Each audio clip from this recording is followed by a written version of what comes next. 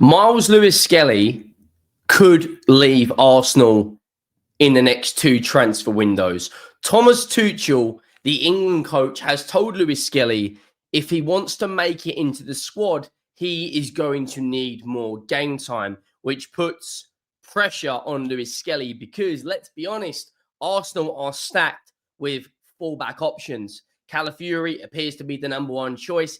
Nkapie can also play there, and Lewis-Skelly has played there numerous times. Rafael Leao, according to the Daily Mirror, is a huge target for Arsenal, £82 million. Signing Yildiz as another one who's been on Arsenal's transfer radar for another at least two windows now. We've spoken about him. Could he be joining Arsenal this January? A left winger is what Mikel Arteta reportedly wants. How many wingers in the last 2 years have they been linked with? From Nico Williams, Rodrigo, who again today, according to ESPN Brazil, has reportedly said that he is looking at leaving due to the amount of game time he's had. Brian Mbeumo, before he joined Man United, was a huge target for Arsenal. You've also had, Rafael Leao, who's now looks to be the main guy. This news coming out from Lewis-Skelly, I'm not going to lie. I can't see a world in which he leaves Arsenal. He's an academy graduate. He's one of the best academy graduates they've had in recent years. But at the same time, I think Arteta prefers Calafiori, which is a problem for Lewis-Skelly because Thomas Tuchel, according to Sky Sports News, has told him you need more game time if you want to make this squad. And the left-back position for England is up for grabs. Let's be honest. Who is there? Jed Spence is a right-back who's playing at left-back for Spurs, who is one of the contenders. Livramento is also a right-back playing at left-back. Gahey's a left-sided option, but will play centre-back for England. And then you're scratching your head. You're scratching your head going, are we going to play Trippier at left-back again?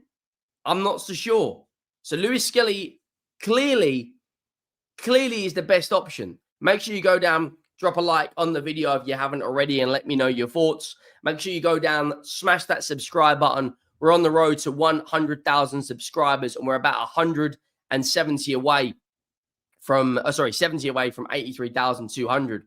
Now, this news, we'll start with the Lewis-Skelly, and then we will get to Rafael Leao.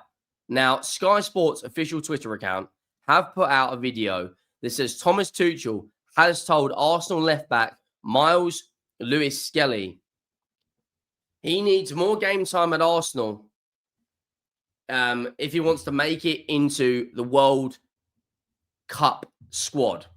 A number of Premier League clubs are monitoring Lewis-Skelly's situation, but Arsenal are not looking to sell any players this January. How important is it for Lewis-Skelly to represent England on the biggest stage? Is that more important than breaking into the Arsenal first team? That is clearly a Lewis-Skelly. It's breaking all over the socials now. Lots of people, lots of ITKs, lots of transfer sources are saying.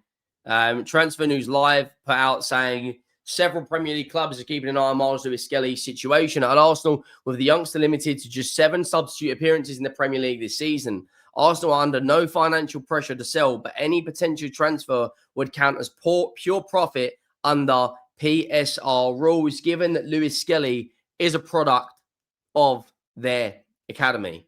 Now, I'm a big fan of Lewis-Skelly, really talented player. Coming last season, made huge noise in and around the Premier League. He's only 19 years of age.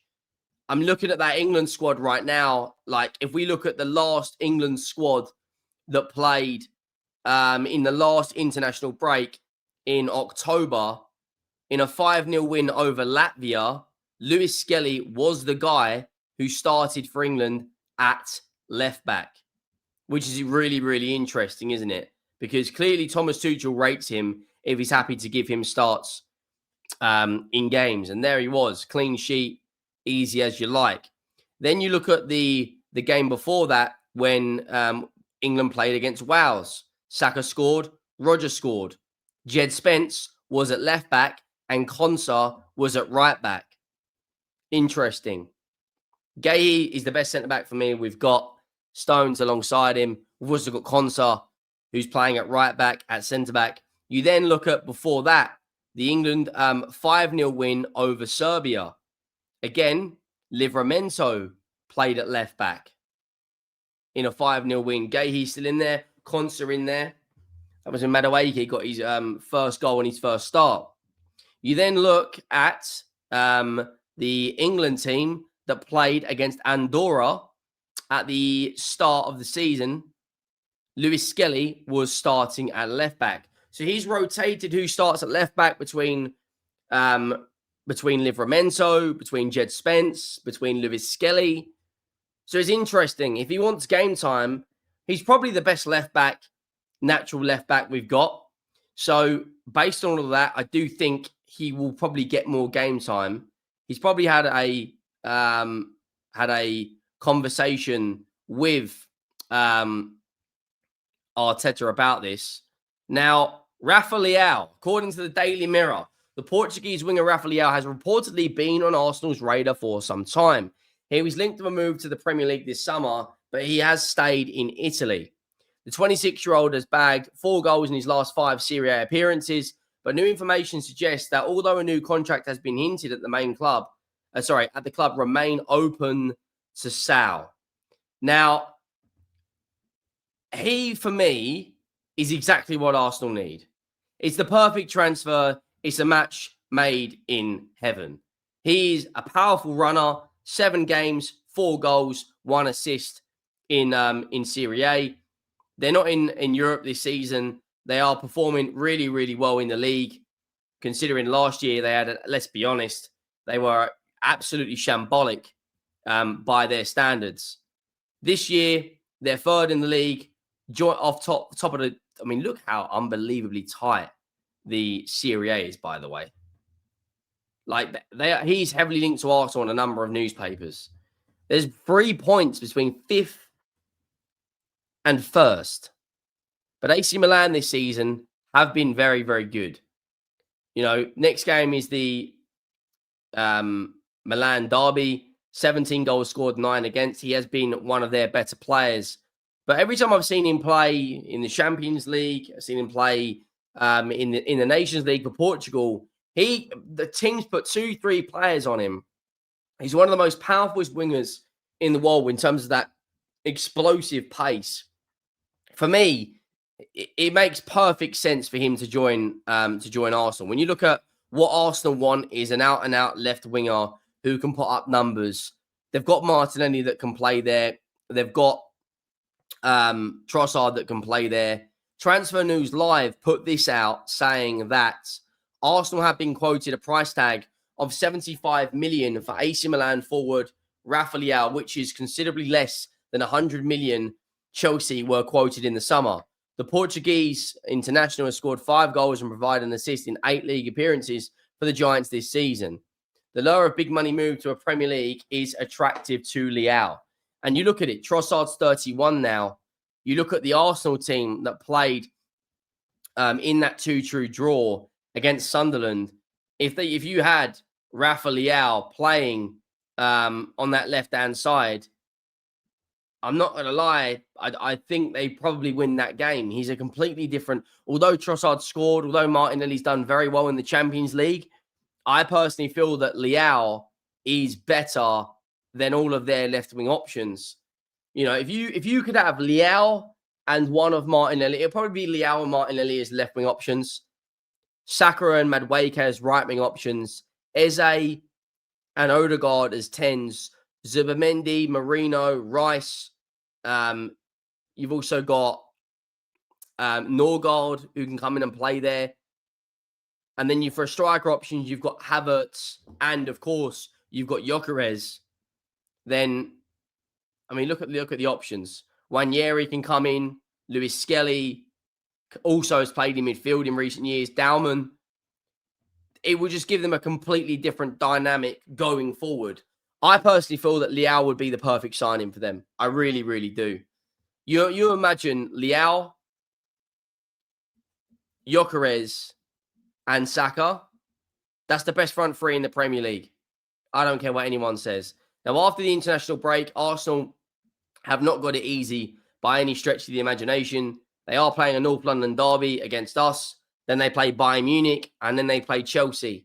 Their next 3 games in November are absolutely huge.